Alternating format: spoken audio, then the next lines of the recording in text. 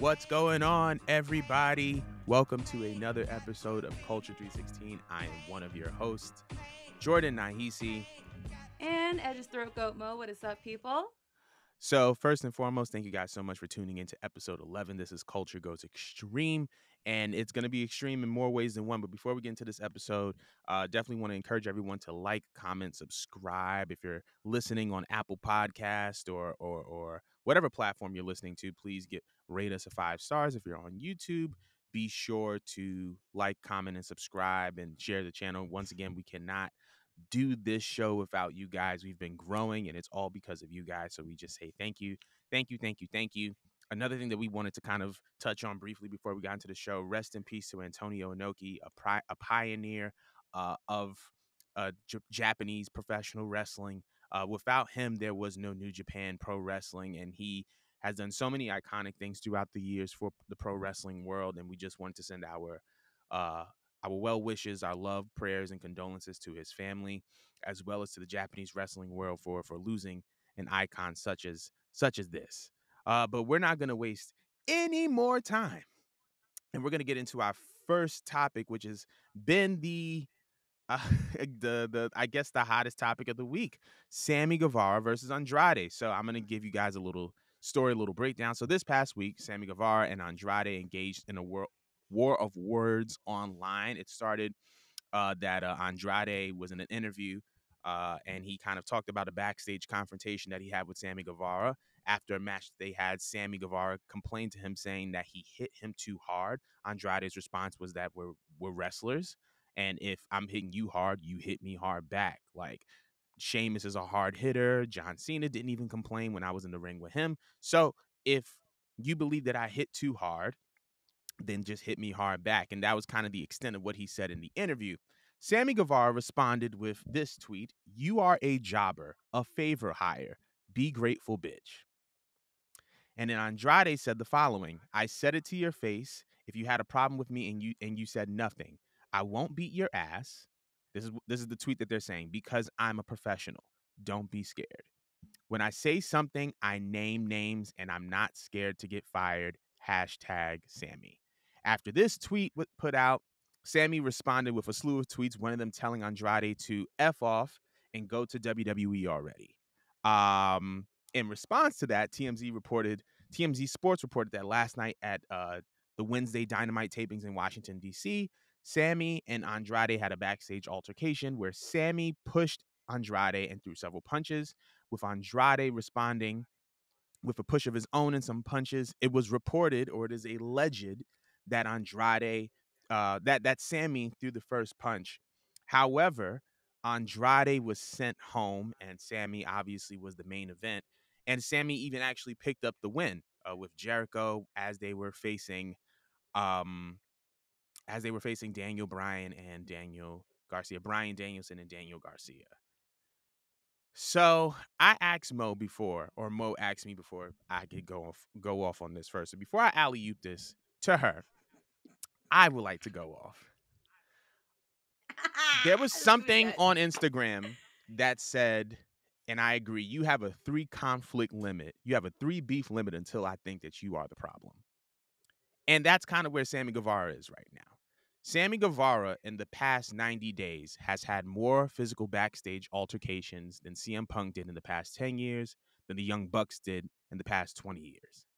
And if CM Punk and the Young Bucks are under some form of investigation and are indefinitely suspended from AEW, I think that Sammy Guevara needs to be fired. Sammy Guevara has been a problem since day one. Not even day one. The moment that he started to believe that he was more important than he thought he started causing conflicts. Obviously, the old tweet of him joking about the R word, he was one of the people that fractured the relationship between AEW and Impact Wrestling because he was too good for the X Division Championship.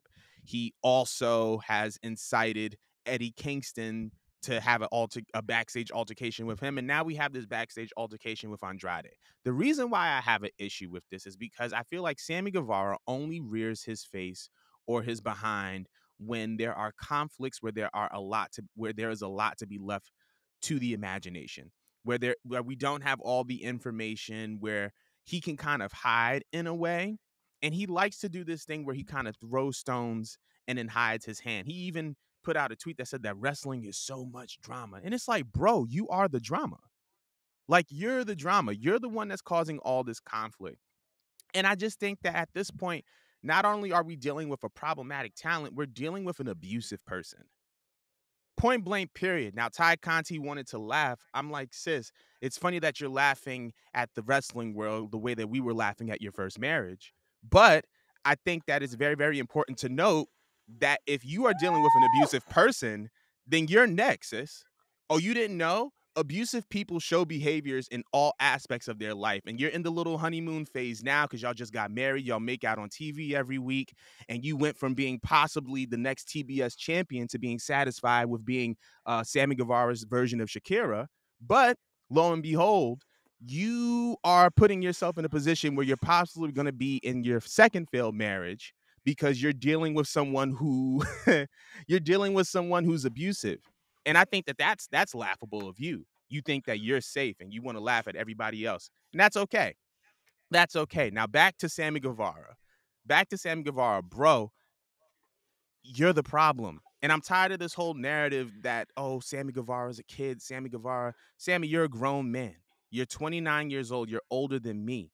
And it's time for you to stop putting yourself in a position where you're inciting people and then want to act like you're for everybody. Because I don't know if you notice, but the things that you tweet and the things that you like are two totally different things. You want to stir up the you want to stir up the nonsense. You want to stir up the drama. Your likes are public, bro.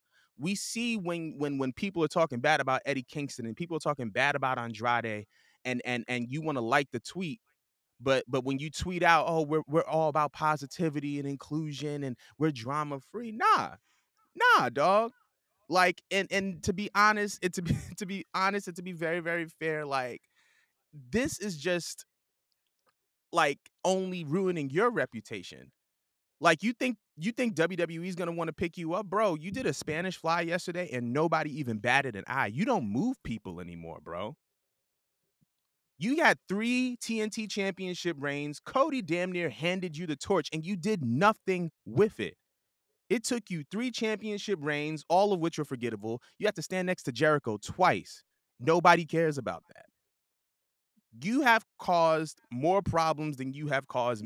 You are the source of more problems than the source of more memorable moments in this company. And you wondering why people don't like you, and you think that it's just because people don't like you because you're athletic and that you're gifted and that you look good. No, people don't like you because you're a coward in real life. You're a real life coward.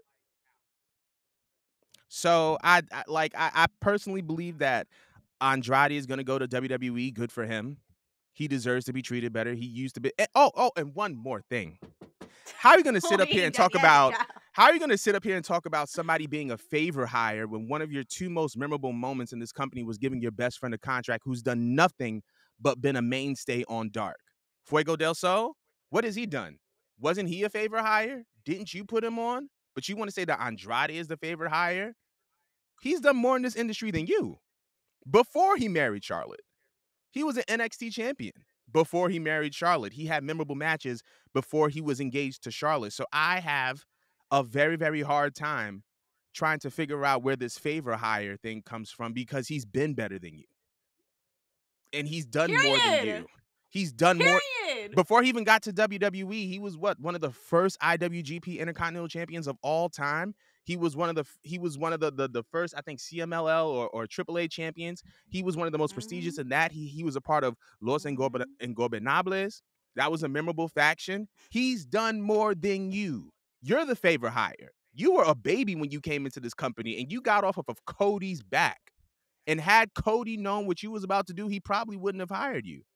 I don't think anybody would, because the only consistent thing you've been in this company is a PR disaster. That's it. And that's all that I had to say about that. But Mo, I just wanted to know what you made. I just wanted to know what you made of this whole situation. First of all, it was the whole podcast right there. You cut the mic right now, cut the show right now. That is the podcast. Because Jordan went the fuck off. Normally, I'm the one going off, y'all. I'm the one that needs all the bleeping and stuff like that. Yo, he's first of all, before he hit this button, he said he's gonna do this eloquently. I was not expecting all like the jabs and the Shakira line and shit. Bitch, he had I was trying my hardest to cover my mouth. I was ready, I bro. wanted to fall off this chair. Oh my god. Jordan's just went the fuck off and spat just now. Like, oh my god. Oh my god. I can't disagree with anything he said. He kind of stole the words out of my mouth. Like, I personally think that whatever altercation that Andrade and him got into, I hope he got his ass fucking beat because I don't think he got his ass whooped hard enough. To be honest, you would think he would have learned a lot considering wasn't he the first person to take sensitivity classes? Yep. In response of him, and I know you said it was a tweet. It was not a tweet. He went on a podcast. I think it's called the whole damn show or the whole fucking show. That podcast. He said it verbally, and he said it while laughing. Like he definitely thought there was something funny about that comment he said with Sasha, and everyone excused it because he was young. He's young, you know. He'll learn. It was something that he said years ago or whatnot. You were the first person to take sensitivity classes. This whole precedent started because of you. And look at where we're at. Look where we're at right now. Okay. You got into it with Eddie, and everyone tried, not everyone, but some people, the minority, the people who like to kiss Sammy's ass, was over here trying to put it off on Eddie, saying, well, you know, Eddie's a veteran. He shouldn't be fighting with a younger boy or whatever. That, you know, he's just a kid. He's just a kid. It's just like, all right, well, he just took sensitivity classes. So why is he uttering that on top of taking a jab at my boy Eddie's fucking anger management issues? And then, like you just said, has it been like what 6 weeks? Maybe less than 6 weeks? I don't think so. I think it's been like 3, 4 weeks, 5 weeks since All Out or whatnot.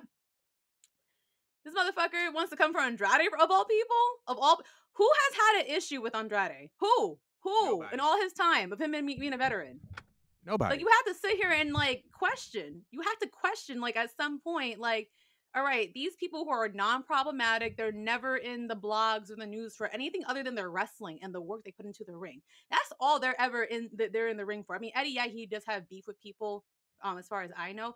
But Andrade, like, you never hear him at all in the blogs for nothing outside the ring.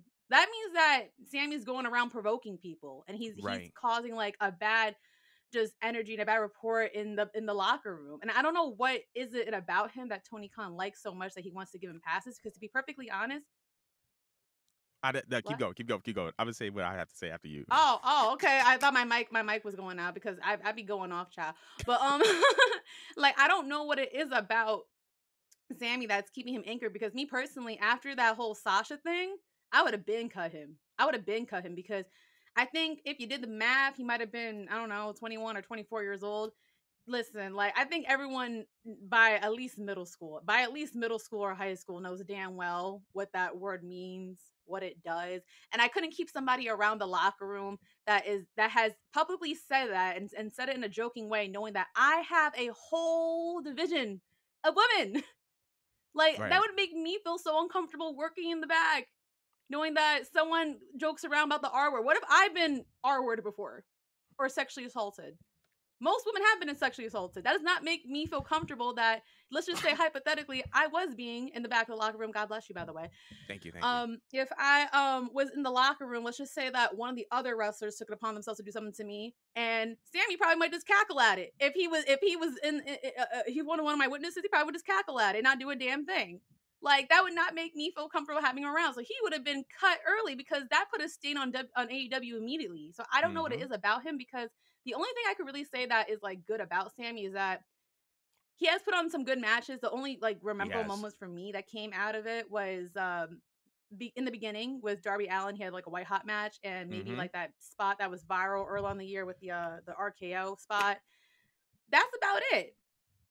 But you could cut him right now, and the company would like be exactly the same. If anything, it would be better because the amount of TV time they're investing into making him and Tay Conti a thing when no one gives a fuck. Like, you're trying to be Edge and Lita so badly, like, you're never gonna be them. You're never gonna be them, okay? No one's ever gonna do it like Edge and Lita, bitch. No one's gonna do it like them. Let's get that out the way. You know what I mean? He's not a likable person on the mic. He's not a likable person in real life. He comes off like a dick. He looks like a dick. He has a very punchable face. Like, I think someone should have punched him harder so he could shut the fuck up already. Right. Because he keeps running his mouth. I don't know who blew his head up.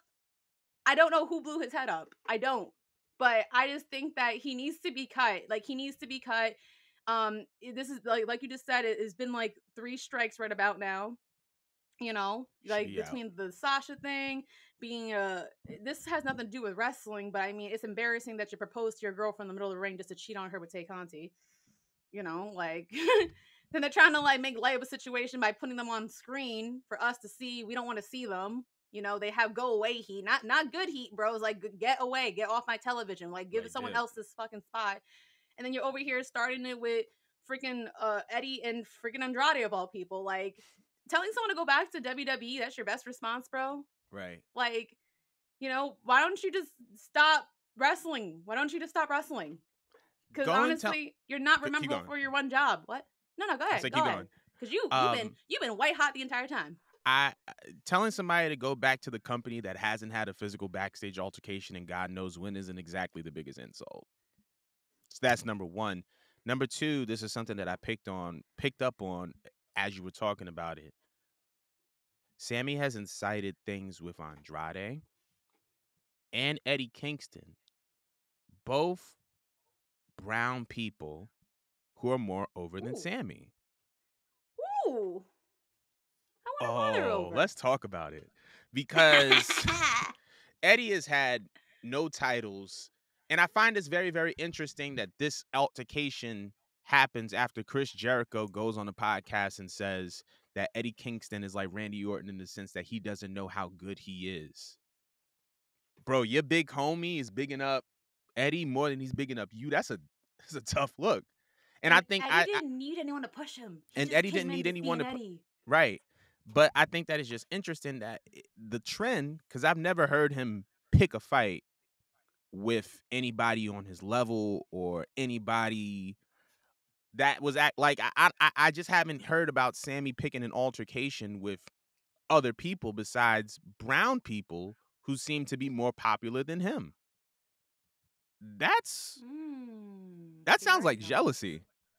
Because you Yeah, by all definition, Sammy, you're supposed to be the guy. You're supposed to be the world champion by now. you were Right? selected. You were three-time, two-time, three-time TNT champion. You came in the AAA cruiserweight champion. You were Jericho's understudy. Jim Ross kept calling you the next Eddie Guerrero. You were supposed to be the guy.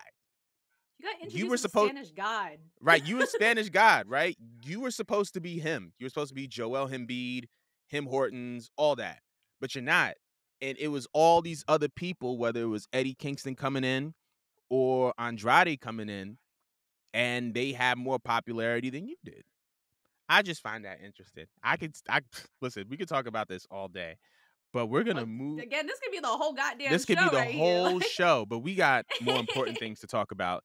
So, speaking of podcasts, on the latest episode of My Mom's Basement, the AEW president had a lot to say regarding Jon Moxley and Chris Jericho. First, he referred to Chris Jericho as a major locker room leader, and then he talked about how Jon Moxley is the front runner of being the MVP of All Elite Wrestling.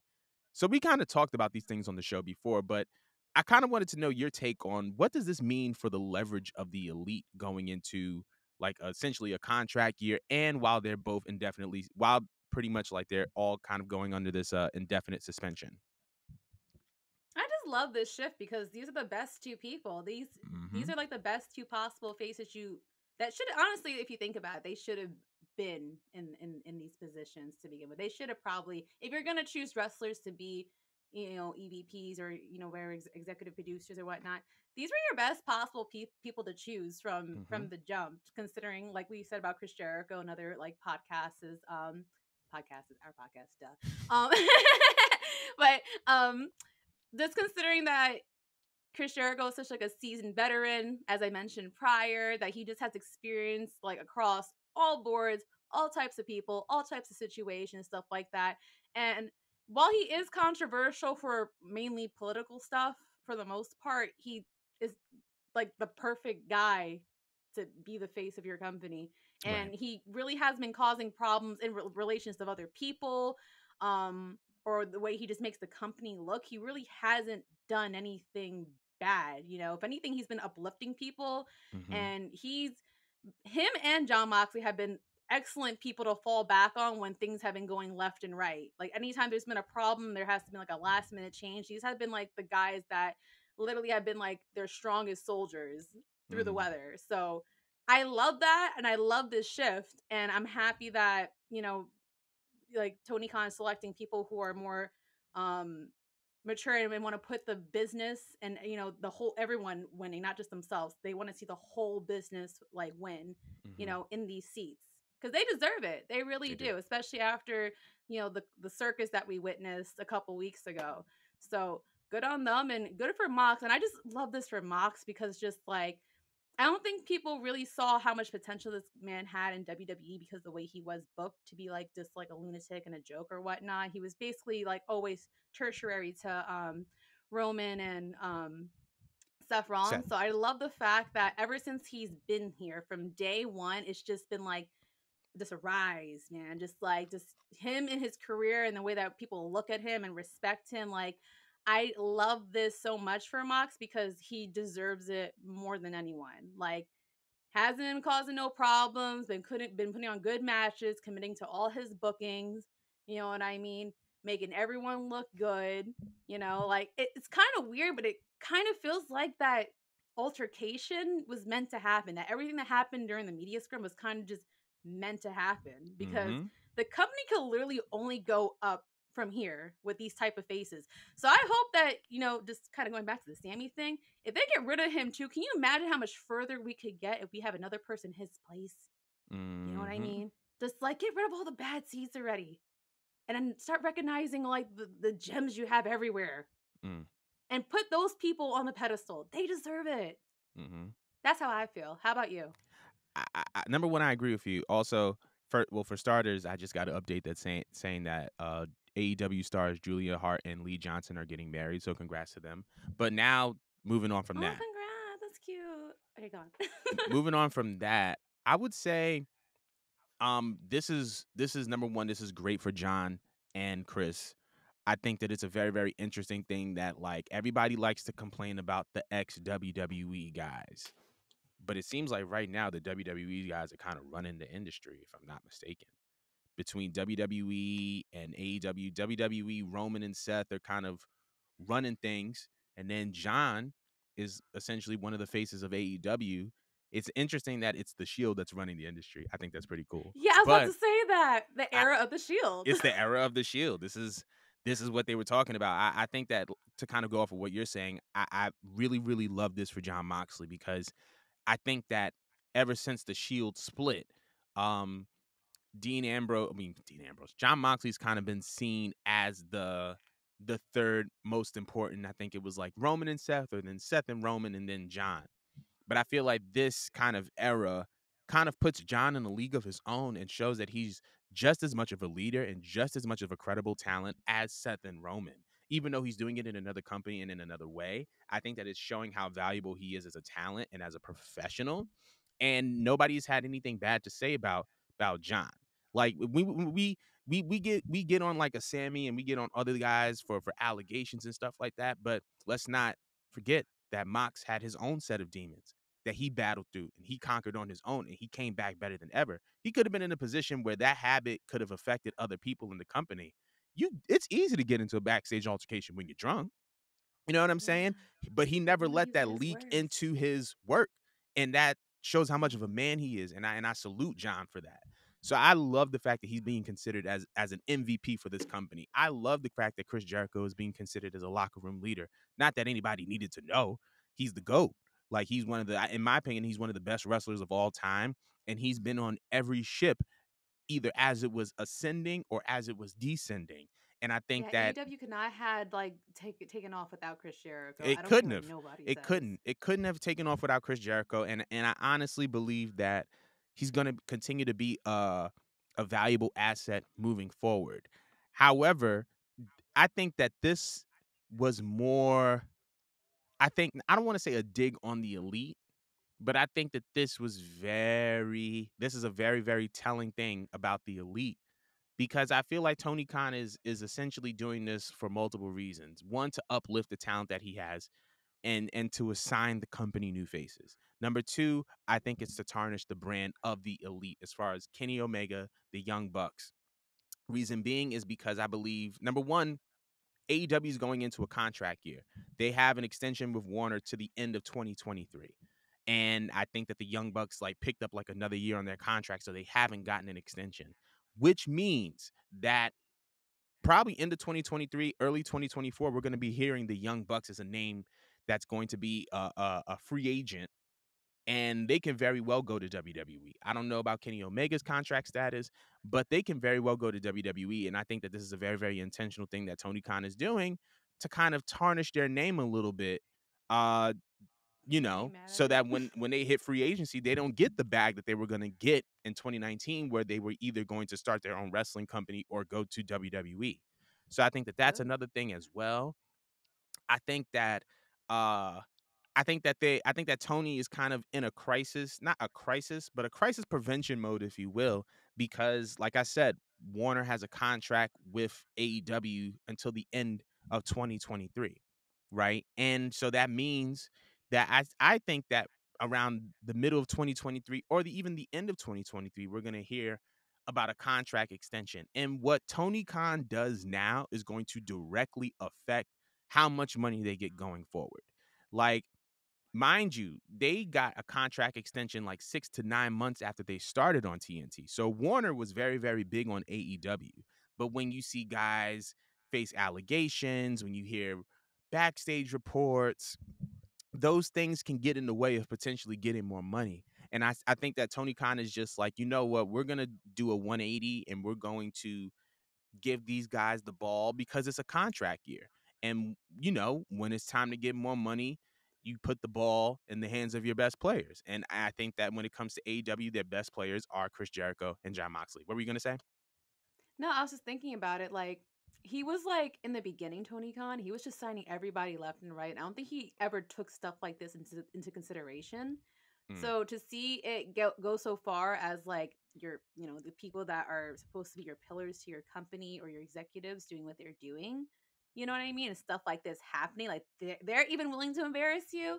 I think is gonna make him like a little more like I wouldn't say lenient, but I feel like it's gonna make him think a little bit longer and harder before he just signs just anybody. Like I feel like hmm maybe background checks or something might be a thing because I don't think this man could afford to have any more public embarrassments and these god awful PR stunts. So Right. I feel like they're definitely gonna do some digging before they just sign any people like moving forward, which I think that's good. Like I love this new business mindset that Tony Khan has. Like again, I don't know who's straining him out, but I gotta give you a round of applause because this is great. I love the fact that it's not just like okay, you guys are just suspended. It's more so like no, like there's more to your punishment. Right. Like because y'all not about to play with me ever again after this, ever again. Ever. Because now these people took your job.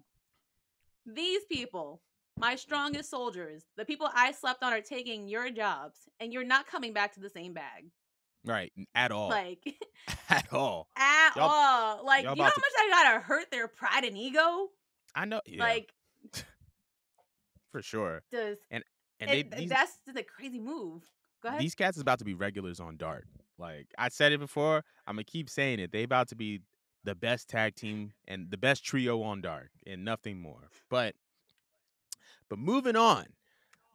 So with Crown Jewel on November 5th, we all know the main event. It's gonna be Logan Paul versus Roman Reigns for the WWE Undisputed Universal Championship. And I think a good amount of us are excited about this match. However, one person who is not is Drew McIntyre.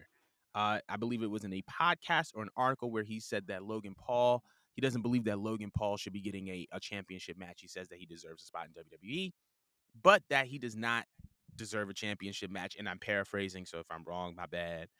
But I wanted to know, do you think that Drew is reacting, or does he have a right to feel the way that he does? I see both sides of the situation. From Drew's side, I do see that he could be rightfully upset because um he has all the elements that it takes to be that guy, to be one of the greatest superstars of all time and Hmm to have a better legacy to him. And I feel like a lot of his moments are kind of forgettable, you know? And I can Mhm. understand the frustration with how long he's been there and how hard he slaved, you know, between improving his physique, his look, you know, getting a type of character that really gravitates with the audience, you know, being a pretty loyal and committed worker when it Mhm. calls for it. I could see how frustrating it's, and also losing that match at a Clash at the Castle. I Yeah. could understand with all of that going on because he should have been champion of all people. To watch someone else who is being put in the seat simply because, well, you know, they're social media famous and we live in the day and age where, you know, like social media kind of it, it's involved. It's literally kind of meshed into everything. Right. It's frustrating to see someone who just got here in what it was like March or something like that, or he came around like WrestleMania time, and watch them literally just, you know, not even climb to the top. There was no climbing. I mean, he just jetpacked his way all the way straight to the top, and he's getting Mhm. put in a match with the face of the company. You know, is he going to win the match? Of course not. He's not going to win the match. But it's just like a lot of people don't even get to have their first title match in WWE, let alone the world title. You know what I mean? Not with just anyone, but again, a person who is the face of the company. This era's John Cena, basically. You know what Yeah. I mean? Like that. That has to be frustrating. That has to like suck. So I get it, but then from a business standpoint, it's like, you know, you want to cash in on the money. Like everyone loved the match that happened at WrestleMania with Logan Paul. I was a big fan of it, even though I'm not a fan of the stuff he's done in the past. As a talent, he's solid. I actually want to see the match. I'm hyped for the match. Yeah. But, you know, I cannot, and I can't blame them for the business move because who else were you going to put in there that's going to be a draw? Who else in this situation is ready? The only other person that anyone would probably have cared to see is Cody, and that boy is out. Right. You got to do what you have to do, and you got to make your money. So I see both sides of it, you know. Mm. But it's kind of one of those things where Drew kind of has to get over it. Like it's kind of how this business works. Like you just Mm. weren't it. Mm. That's just how I feel. How about you? I feel like Drew has a right to feel the way that he feels. Like if you look at Drew McIntyre's path from when he started in WWE to his departure, kind of the working his way through the indies, coming back to WWE, winning the NXT championship, moving up to the main roster, having finally that WrestleMania moment only for it to be indoors at the WWE Performance Center because of the pandemic, unfortunately. You know what I mean? And then going from down and they go to the UK, and he, loses that championship match. I understand completely how he feels. And on top of that, you gotta understand that like Drew is, I don't want to say one of the boys in a derogatory way, but he's a pro wrestler. He's a pro wrestler's pro wrestler. And I think that when you are a pro wrestler, that sometimes you can see like the business aspect of everything. You can see why people do things the way they do, but you're very much going to look at things through the filter of, well, I worked hard for this and this is something that I've wanted and this is something that I deserve and he does deserve. And I honestly think that he's going to win the WWE title again. I think that he's going to win it at the next Clash of the Castle. That's another discussion for another day. But I Ooh, I personally like just that. think that Drew is justified in feeling the way that he feels. However, in this case, there is no right or wrong because I feel like, once again, Logan Paul is a draw. When we talk about, like you kind of touched on it, and I think that it's very, very obvious in today's social media climate, pro wrestling, like the wrestlers say, like your ability to be the GOAT is about how much butts you put in seats. And I feel like the reason why people say that or pro wrestlers say that is because the ticket is one of the most monetizable things in pro wrestling. Who do people pay to see? And as business expands, now there's more monetization opportunities. So that has expanded into merch sales. That has expanded into social media as well, because social media is a monetizable platform. And when we're talking about monetizable platforms across the board, you have to consider Logan Paul a draw, and you have to consider pro wrestlers who are more popular on social media as draws because they are part of the reason why a company makes money. They are providing things that are monetizable and bringing in profit. And so Logan Paul's a draw. And once again, I understand what Drew's point of view is, but like he's gonna get his turn again. I know that Drew's gonna get his turn again, but I just think that Yeah. you just kind of have to just see like Logan Paul's a draw. He's white hot right now, and you can't, when somebody's white hot, you have to build on the momentum. You can't just sit on it. Like, so they're Mhm. building off of Logan's momentum, and I think that they're doing the right thing. But I also understand how Drew feels. I don't think there's any right or wrong in this situation. Not at Go- all. Not at Going all. from that though, uh, time to get extreme. Okay. So, Extreme Rules is going to be hosted in Philly this year, the home of Extreme Championship Wrestling, ECW. For those of you who do not know, ECW is not just a promotion, but obviously one of the most revolutionary uh, forces in the history of wrestling. They were a Philadelphia based promotion headed by the head of creative, Paul Heyman. But with 21 years removed from this extinction, and it's kind of crazy to think they've been, they folded as an independent organization 21 years ago. Who do you think is the most valuable talent that has been able to come out of ECW? I'm so biased. When I think of ECW, if you think of people like RVD or whatnot, um, that's kind of hard for me. That's really Hmm. hard. Do you have one? I have to think on mine for a little bit. I have a few because I feel like when we talk about, and I'll touch on this a little bit more. When we talk about ECW, for those of you who don't know, ECW has had a lot of talent go through its doors, from Dean Malenko to Eddie Guerrero to Rey Mysterio to the A lot of Sandman, tags. Tommy Dreamer, I think. Rob Van Dam. But if we're talking about the most valuable talent that has ever come out of ECW, without a shadow of a doubt, it is Stone Cold Steve Austin. Oh I yeah, think yeah. that for those of you who don't know, Stone Cold was in WCW prior to his ECW run. He, was a part of a couple of tag teams. One, famously being with Brian Pillman. I think they were called the Hollywood Blondes. However, the Stone Cold gimmick and his mic skills and his character was very much rooted in the work that he did in ECW. Paul Heyman really just gave him a mic and said, "Yo, anything that you feel about Eric Bischoff," because Eric Bischoff fired him via phone. He said, "Anything you feel about Eric, just fire off on this program," and he did that. And a lot of the authenticity that we see in Stone Cold Steve Austin is based in his days in ECW. The ability for him to just kind of like cut loose and do his thing. And I think that when we look at the different talents that come out of that organization, I think that Stone Cold was honestly easily the biggest draw that ECW has ever had, that has ever come out of ECW, that has worked for another major wrestling promotion like a WWE.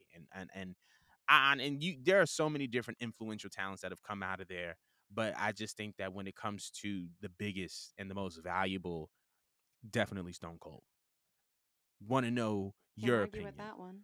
Can't argue. No, I really can't argue with that one. I can't. I mean, there's a lot of great people. I mean, you had like RVD, you had like Taz, or you know, Punk obviously was in there too. I mean, before Punk soured himself. I mean, duh, Mm. he was fucking awesome over there. He had people. He had insane people there like New Jack and stuff like that.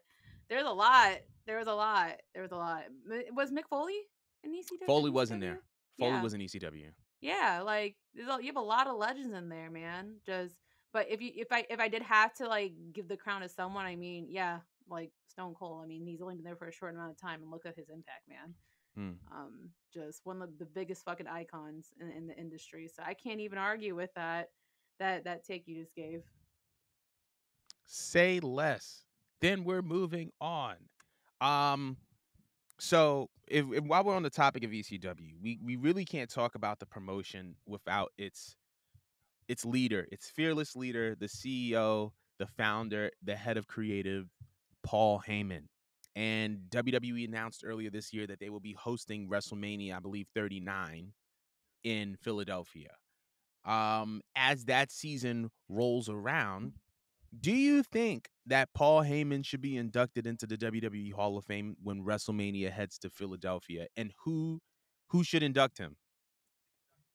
First of all, duh. Like, what? Like, Paul is like so important and valuable and precious. Like, if you did not induct him, like wrestling fans would riot. We Right. love Paul. We adore Paul. Everything he does with his timing in the ring or with a mic in his hand, or when the mic is not even in his hand. I love this man's facial expressions. He tells a Right. story with his face just alone. This man is amazing. He's brilliant. He's been responsible for so many like creative ideas and pushing so many talents, especially when Vince probably didn't believe in them. I mean, he's the whole reason why I care about Brock all over again because Brock kind of became stale to me. At least I didn't appreciate him too much as a kid, but like him being attached to freaking um Brock Lesnar and literally like elevating his career to just a whole different level and making him feel like this monster. And what he did for Roman, because I didn't care for Roman. Like I did not care for Roman. It's not that Roman couldn't talk. It's just that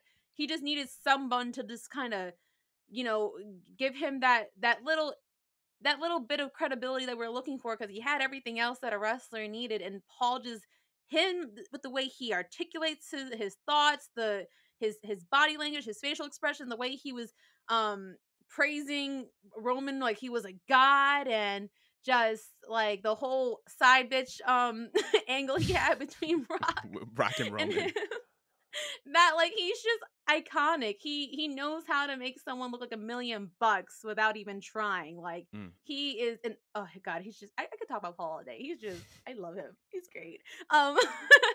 But yeah, I just feel like when people think of Paul, I feel like they want to tie it easily to Brock, in my personal opinion.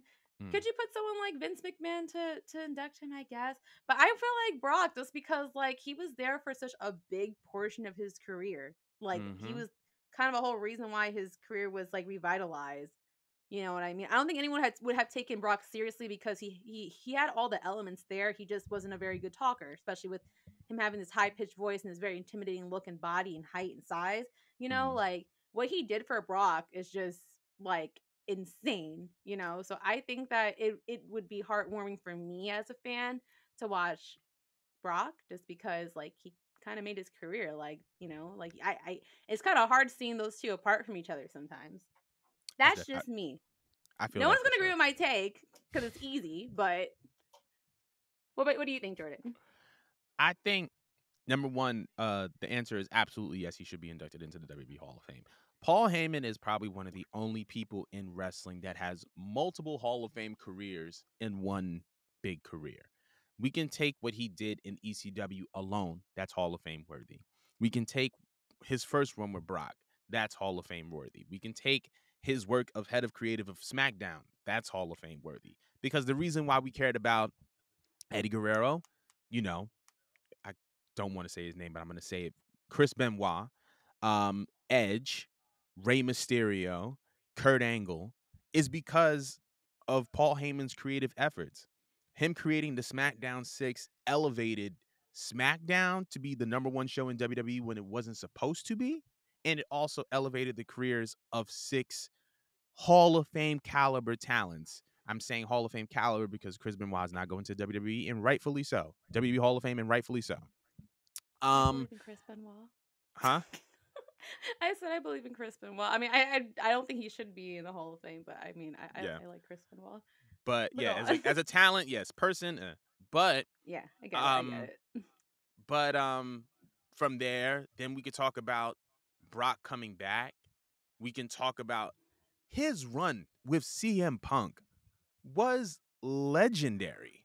His Oh run yeah. as Punk's manager was legendary. Um, and to be completely honest, part of the reason why Roman Reigns was ironically was brought into the WWE, the Shield was supposedly a brainchild of CM Punk and Paul Heyman, or at least that was kind of the way that it was kind of presented. It was like his faction because they debuted around the time that Punk and Ryback were feuding. And yeah, so there's that. So you can take his run with Punk, his run with Brock, his run with Roman, his run as like a backstage creative, his run with ECWs. That's like 5 Hall of Fame careers in one. And the fact that he's still going is phenomenal, is incredible.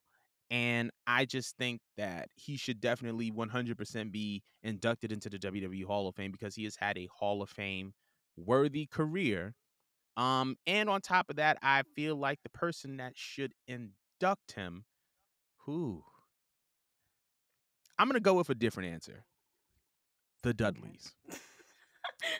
I think the Dudley boys should induct Paul Heyman. Um, Hmm. Reason being was because Paul Heyman,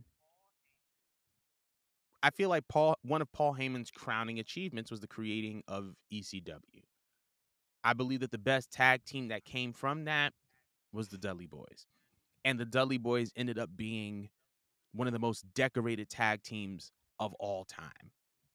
They won the ECW tag titles, WWE tag titles, WCW titles, TNA tag titles, IWGP tag titles.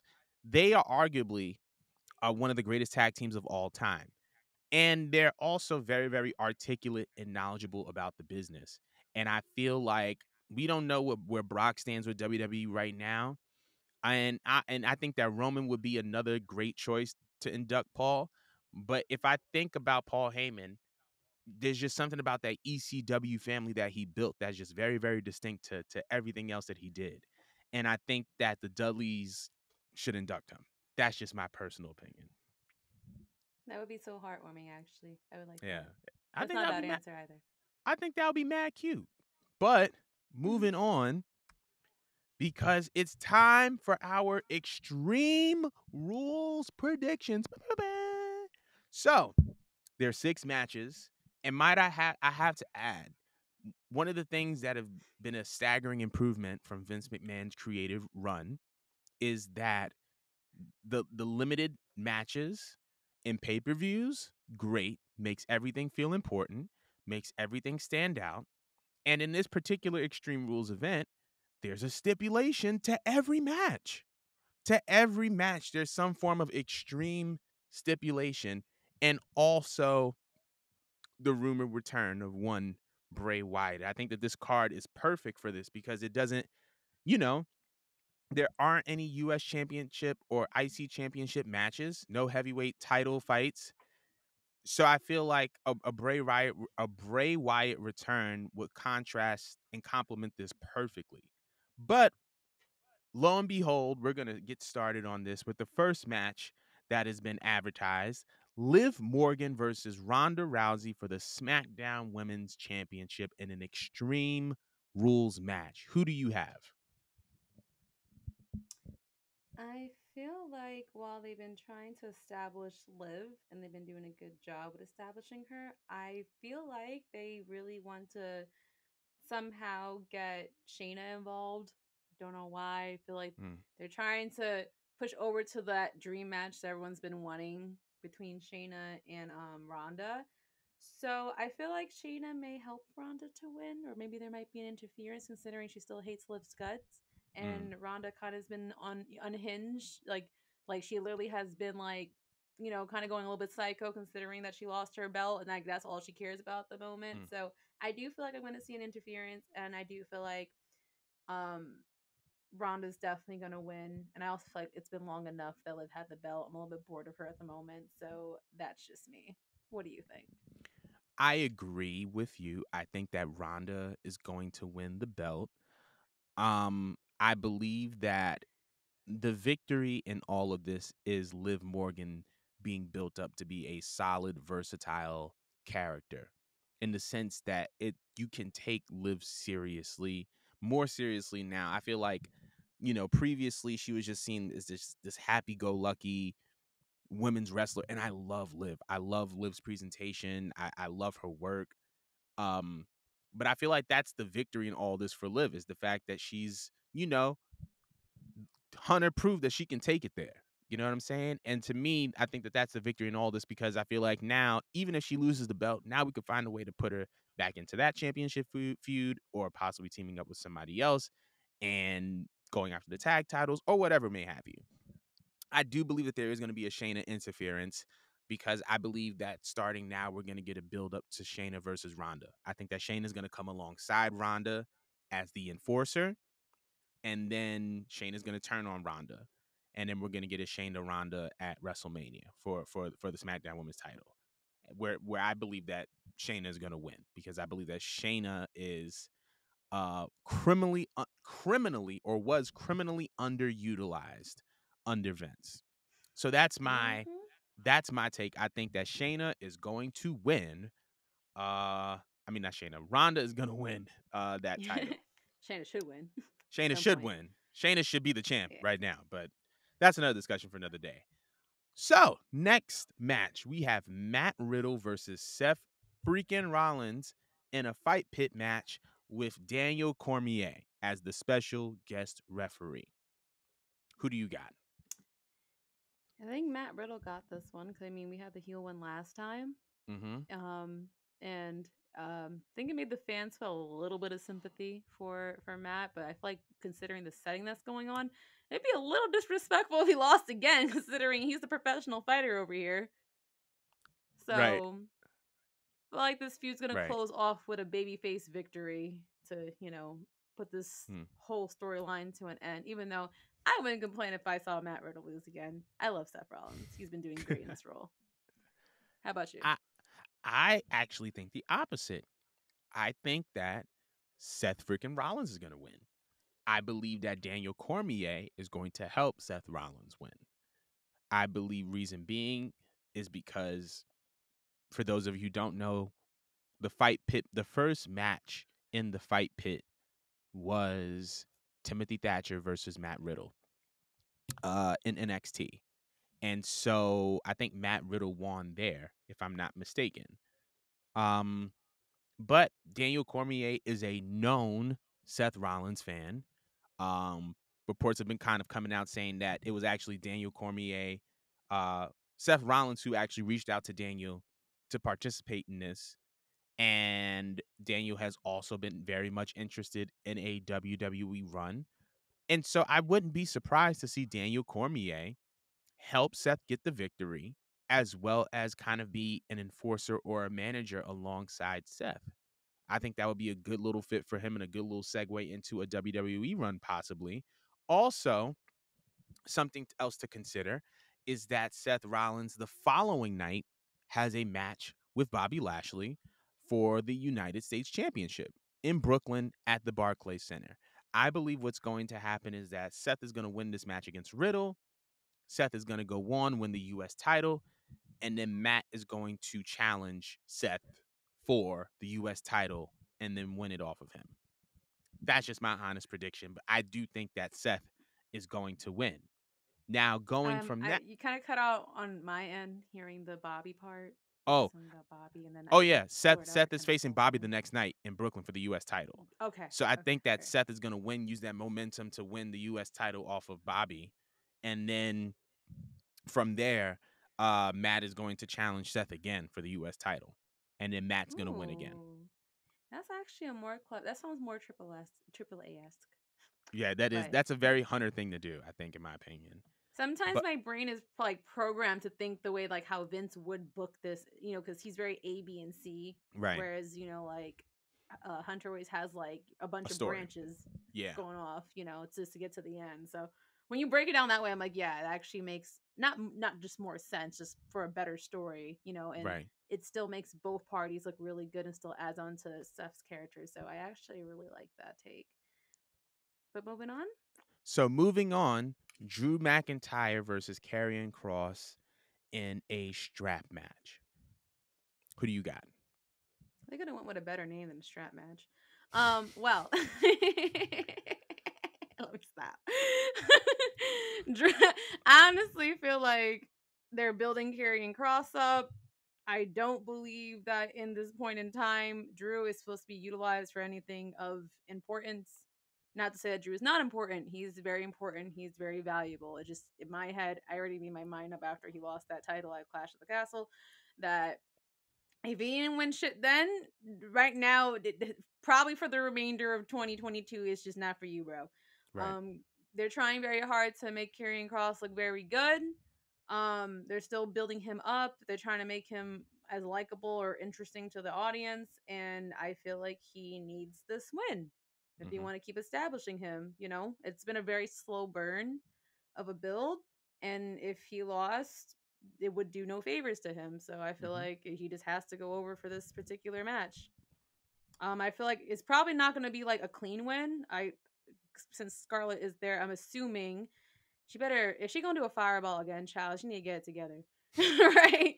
She That's if a she fact. gonna do that, she gonna do it again to help him cheat and win. She better, come Ace correct that. this time. I mean, Yeah.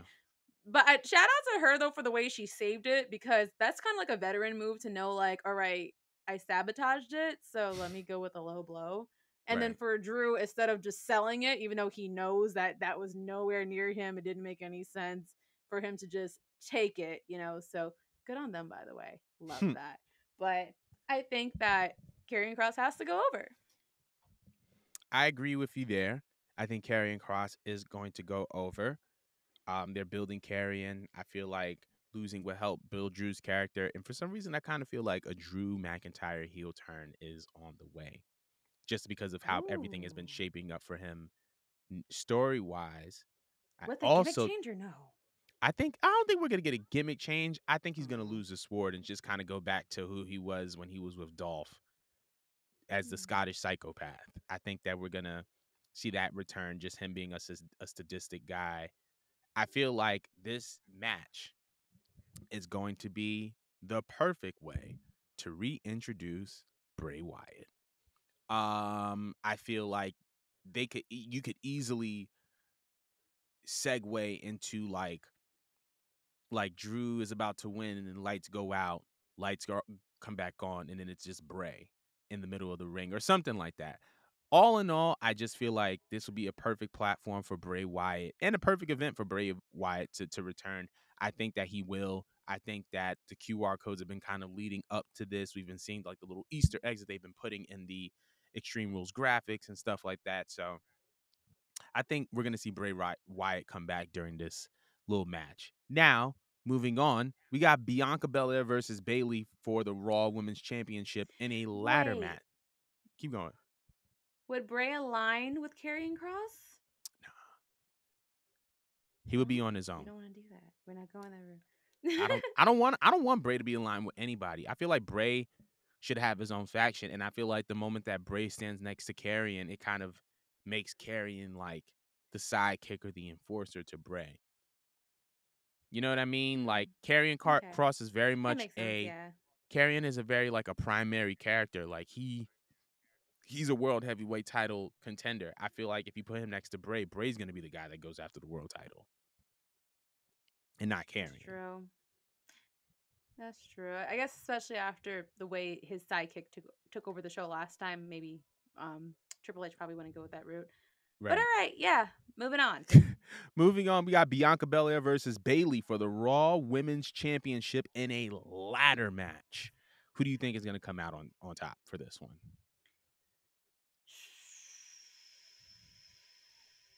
Sorry for my phone going off in the background. You're good. Yeah. God, because I like them both. I love them both. Um, I think. Well, I heard rumors. First of all, I heard rumors about how they're trying to book Charlotte and Bianca, and then have this thing where, since Bianca has beaten now Sasha, Becky, Bailey, or whatnot. Did I say that wrong? Yeah, Bianca has defeated three out of the four horsewomen, that they're going to lead this into her handling it with Charlotte, Mm-hmm. and then having to beat all four of them. So part of me wants to say Bianca for that reason, but then the Bailey stan in me wants her to win the Raw Women's Championship, just because now you kind of have like the Undisputed Era like thing going on, Vibes, but it's yeah. kind of Everybody too got gold. soon. Yeah, but then Undisputed Era had to like work really hard to get there. Like that took Right. forever. That was a journey that the fans like yearned to like see. So what if, Dakota and Io Sky held on to it, and we we watched Bailey chase for that, just so we could see that happen eventually. 'Cause I feel like if you give it to us now, it it'll be fun for a moment, but they're still kind of still like establishing themselves. Right. So I don't think Bailey really needs it. I mean, Mm. I'm always happy to see Bailey with gold, but I think it will help elevate Bianca, because wasn't Bailey our first Grand Slam champion? The Yep. second she took the I forgot which TLC it was, but she, she got, I think, the SmackDown. No, no, it was the Money in the Bank. Forgot what it was. It was a match. All right, as soon as she got that briefcase or she got that belt, she was And automatically she the Grand cashed Slam in. champion. Yeah. Yeah, yeah, she Yeah. Yeah. cashed in. Yeah. Yeah, it was the Money in the Bank match. Yeah, yeah. So it was both in one night. Maybe that's why my brain's fogged. Yeah. But yeah, like, do you know how big that is for Bianca to beat a Grand Slam champion in a ladder match? The match that literally, like, made Bailey. I'm not saying that Bailey wasn't that girl because she already was that girl, but she kind of went through like a low period in her career where her being that first Grand Slam champion really established her. Right. Like, really, really established her all over again, especially with her being a babyface. So I think that Bianca's actually going over. As much as, I want to see Bailey in this instance, I feel like Bianca is, so we could segue eventually into Charlotte coming back Mm. and then her beating Charlotte. I What do you agree think? with you that Bianca's gonna win, but I have a very, very interesting theory. Bray Wyatt Here won't be goes the the only fucking original. return. Bray Wyatt won't be the only return. Sasha Oh, and yeah? Naomi are coming back. Hear me out. Hear me out. How did Raw end with the Bailey and Bianca confrontation? It ended with Io and Kai injuring Asuka and Alexa backstage. So they're taken out. Asuka's out, Alexa's out.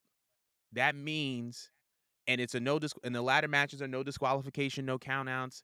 Bailey made it clear that she was gonna have her girls by her during the match. So if Asuka's out and Alexa's out, I know where who this do is you going. think Bianca's gonna call on to even the odds? Can't be Asuka and Alexa, they're The both injured. Holy Trinity? So I think that we're going to get Naomi and Sasha at Extreme Rules. And that's going to throw people off more than um the Bray Wyatt return. And then from there we have Damage Control and we have the Holy Trinity, and that's going to build up to Survivor Series War Games. And both of them could just Again, add use your on boisterous another brain. person. I need them to be researched. I need them in a lab. So I think that Bianca's going to go over, but I think we're going to see the return of Sasha Banks and Naomi during this That would match. make the whole arena shake and all the Holy Trinity stands just like, Right. oh my, I'm excited. It hasn't even happened. I don't even know if it's going to happen, but I'm so excited. Oh my God. I think that that's the Like, reason. I think that that's the reason why we don't see any Intercontinental United States or tag team title matches during this card, because yeah. I feel like you want certain moments to stand out. And if you have a Mhm. banger match or banger main event matches, it's going to diffuse some of those moments. So in order for those moments to kind of permeate and resonate and marinate, it was smart for them to have the women's titles on the line, and possibly leave space for those moments. Because if Bray Wyatt comes back and Sasha and Naomi come back, those are going to be the moments of the night by default. That's a By fact. default. In last pay-per-view, he let them shine anyway, so it's not like you could really be mad or upset that, Right. like, everyone was talking about Gunther. Everyone was talking about Gunther by then of Mm-hmm. Clash of the Castles. So honestly, I'm not even mad that they're not on the card. And like, honestly, as a fan that has attended WWE shows and I watch the shows, it's exhausting to sit there through like 8 to 12 freaking matches. Like, that's just Mm-hmm. not normal. That's not normal. And then including like the not the pay-per-view, the pre-show or whatnot. Like, this Mm-hmm. is such a much better format. Like, I don't feel exhausted by the end of it. I don't feel overwhelmed, because sometimes you do feel overwhelmed and it gets to a point where like the crowd is silent and you have to feel sorry for the main eventers. You know what I mean?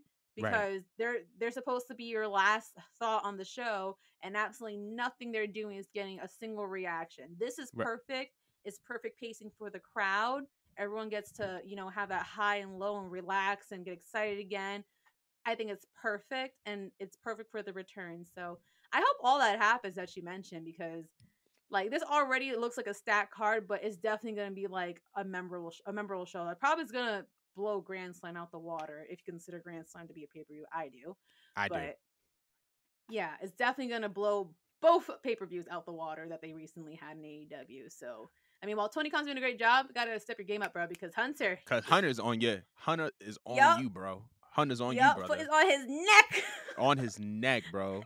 And and I just thought about this. There's a possibility that a women's title match can open the show and end the show.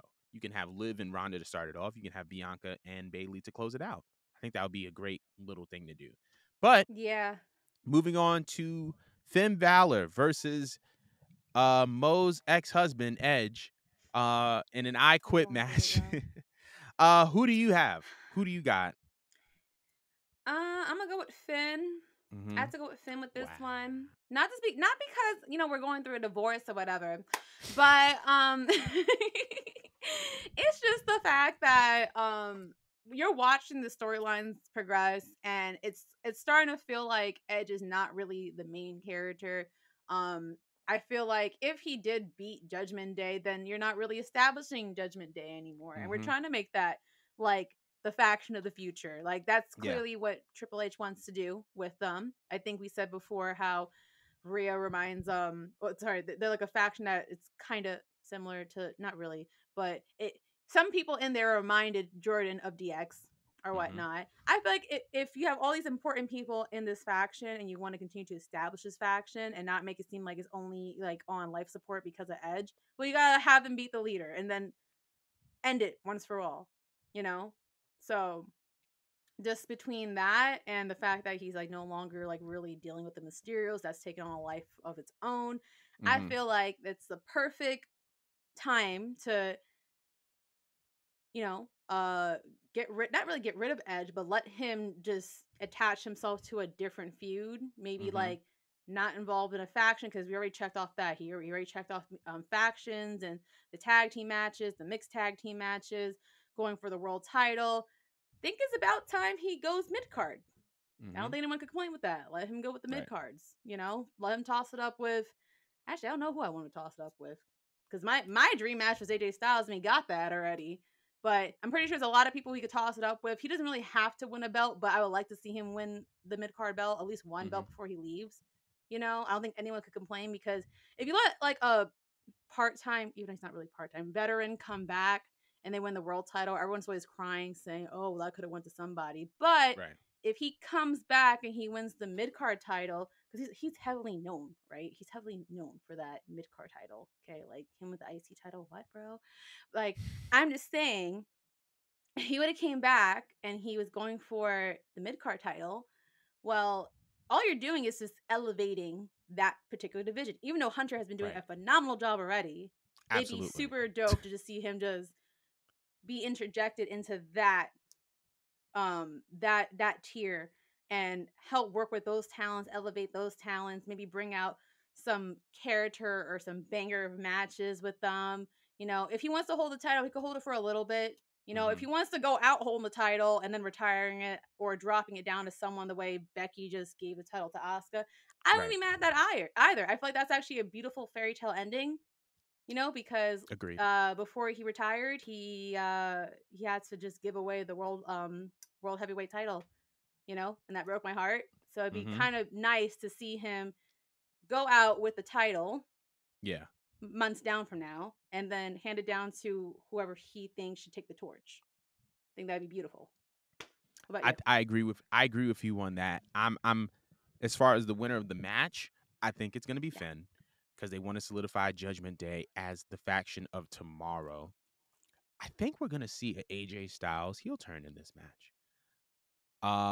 It's been teased. I think For a that while. the pairing of Finn and AJ under a banner that's not Bullet Club esque is very intriguing. Um, and I Mm. think that this is the perfect match to do it. I think that this could lead to another AJ and Edge match. Um, Somewhere down the line, just because I think that when Edge and AJ went at it the first time, they were both faces, and that's boring. So I feel like this could lead to AJ and Edge, as AJ is a heel, Edge is a face. It could also possibly lead to AJ versus Finn, with AJ as a heel and Finn is a face, or Finn is a face and AJ is a heel because one turned on the other. So we'll see about that, but I definitely think that Finn is going to win this match. I think that Judgment Day needs to be further established, and I think that after this match, they all need to go for gold. I think that Rhea needs to be the women's champion, needs to go for the women's title because that never got resolved. She was injured and then like just kind of faded into oblivion and just came back as Dom's favorite woman. And then but so I think I love this Rhea should feud come though. back. Rhea should definitely get back in the title hunt. I could see Dominic and Damian go for the tag titles, and I could see Finn going for the Universal title. But I think that Finn is definitely going to win. It's also been reported that Hunter wants to push Finn. No surprise there. And I think that if you want to push Finn, I think that he needs to win this match. So that's with that. And then on I to think the Rhea would honestly. I'm What'd you sorry to say? cut you off. It's You just good? not. You I good? think it'd be. I just thought about how. No, I just thought how cool it would just be if she helped Dom. Even though I'm not like that much of a fan of him. I mean, he's slowly growing on to me because this pairing is just intriguing. It's actually Yeah, it funny to is. me. Um, I think it'd be kind of cool if they made them the power couple of this era. Because what if she helps Dom get to a title and later on down the line she chases for gold and they both hold it? Hmm. Because to be honest, they're naturally likable. Like they don't Yeah, have they to are. force it down our throats. It's kind of just like little implied things, unlike with Sammy and Tay, where they're shoving down our throats, like, hey, these two smash. Look Right. at this ghetto picture of them laying up in the bed with each other at a hotel with the belts. Like, you know Right. what I mean? Here it's like it's very sexually intense, but it's implied. Like it's Implied. very tasteful. It's just like, oh, what are you doing with this one? Like, oh, Right. okay, like these two are little freaks, okay. Right. It's just like it's really intriguing, like because it's something so subtle but like so powerful to like add layers onto their character. So Hmm. I think that that'd be really cool if um yeah, they could still have Judgment Day. I'm perfectly fine with that. But I think it'd be really cool if they made them the future power couple. Because it's been a minute since we actually had like a for Power real power couple. couple in WWE. Yeah, and it'd be different. Like it's totally different. Like my last power couple in my head is still Edge and Lita. Like that to Hmm. me, like no one's touching them. But this would be super cool because it's something that's kind of birthed from Edge starting something, Hmm. and it's like a completely different look and feel with these two, where you have this really strong, dominant woman and a semi-submissive man, but like she helps him get to the gold. Like kind of like how with Lita, she could hold her own. Like she's ready to fight for her man and do whatever it takes for her man to get the gold or whatnot. But it's kind of interesting because Rhea kind of dictated this whole thing. It's kind of, Right. I think that'd be super cool if they did that down the line. But that's just me. What do you think? I agree with you on that. Yeah, I definitely agree with you on that. I think that Edge and Lita are the best like power couple, and to see, and I don't think that we've had like another kind of like dominant power couple since, and Dominic and Rhea definitely have that potential. So, but to Hmm. move on to the last match, the Brawling Brutes versus Imperium in a 6-man tag team, good old fashioned Donnybrook match. Now, I personally don't know what a Donnybrook match is, but must I say, I love this rebranding and representation of the Brawling Brutes. They feel a lot more down to earth and human than they did when they were under Vince's creative reign, and they feel like fighters. They were just on NXT going for the tag team titles over there, and so I love what they're doing with them. But I wanted to know, who do you have, Imperium or the Brawling Brutes? I am biased. So I'm always gonna choose Imperium. I'm obsessed with Imperium. Like I want them to win every single match I ever seen them in. Right. They're just standouts to me. I love their look. I love their feel. I love how serious they are. They're so old school to me with Yeah. just their presentation, the way they wrestle. Um, just when they stand in the ring in silence with their arms behind their back. I just love the visual of them, man. Like they're just I want so much for them. I want them to be the faction of the future. Okay, Mm, so while I'm happy what's happening with the Brawling Brutes, to me it's a little too late for me to start mm, caring. Just because I still have a bad taste in my mouth. mm, I'm more interested in seeing what they do individually, but I'm not mad at it because we do need more factions to work with WWE. mm-hmm. Um, all these tag team divisions. So I don't mind it. I think it's gonna be a great match nonetheless, but I'm gonna have to give it to Imperium because I'm biased and I love them. Go on. I I align with you in the sense of I love Imperium.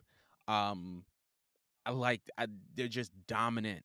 They're dominant pro wrestlers, and they give that and they ooze that. And I will always love I love their characters as individuals and as a group. I love their dynamic. But to be honest, I love this feud. And I think that the only way that it can continue is if the Brawling Brutes beat Imperium. So I'm going to go for the Brawling Brutes on this one because they've been losing a lot. Like they lost the NXT tag team titles to Pretty Deadly, or they lost the match. They didn't lose the titles, so they didn't win the titles. They lost the match. And then they've overall, like Sheamus hasn't beaten Gunter. The Brutes were going against the Usos a couple weeks ago for the WWE tag team titles. They lost that. So I think that in order for them to kind of balance this feud out, I think that they need to win, and I think that they will win. I also think that this is perfect going into Survivor Series War Games because there's so many factions. There's so many factions to choose from. Because I gave my dream scenario, whatever. That's one thing. But you have Imperium, you have the Brawling Brutes, you have the Bloodline. Reports just came out this morning that Legado del Fantasma is being called up to SmackDown. So that's I love it. so that's another faction. So like now we have this huge plethora of factions to choose from for war games, and the possibilities are endless. And so I think that but going back to the original statement, I think that the Brawling Brutes are going to win, and we're going to get some reiteration of this match down the line, hopefully at Survivor Series in some form of compelling match. So that wraps up our Extreme Rules predictions. We want to know what you guys feel. Two things before we end the show. Like I said in that little segment, Legado del Fantasma is being called up to SmackDown, or at least there are reports of that. And off the top of your head, who do you think should be the first match? Top of your head right now. Why do you gotta do this to me? Did he fight Ricochet yet? Well, this is a faction. So like, who faction? should this faction face? Oh, again, I don't have an answer right now. Go. I do. You could go. LDF versus Go Hit ahead. Row. I know you do. Hit Row. I want to see LDF versus Hit Row. Fine. Yeah, actually, that'd be smart because I don't like what they've been doing with Hit Row. Like, I like Hit Row themselves, but I don't think they've been putting anything serious with the whole Max and Models thing. I don't get it. I don't get it. I don't want to get it. I refuse to get it. I think that'd be really cool to set them up with someone that just came from NXT or whatever, and to give them like an actual serious like feud like that. Right. That'd be fire. I like that a lot. And I want to see B-Fab argue with Elektra. That's a fact. Awesome. Sorry, go ahead. And they will pick up from where they left off in NXT. But in addition to that, it's also been rumored that Wade Barrett, I'm reading off my phone, that Wade Barrett has been called up to SmackDown. That he's going to be on the season premiere of SmackDown come Friday. I don't know if he's going to be an announcer or what may have you, but I am very, very intrigued about this. So we'll see what happens. But that concludes our show for today. Thank you guys so much for tuning in to Culture 316. Once again, like, comment, subscribe, do all of the things so that you can keep being tuned in and tapped into us. Mo didn't know I was going to do this, but Mo is going to be filling in at ATW Podcast for the month. So be sure to tune into that as well. All right, our friends over at ATW. So once again, tap in, tune into Culture 316 next week, and we look forward to seeing you guys there. Goodbye.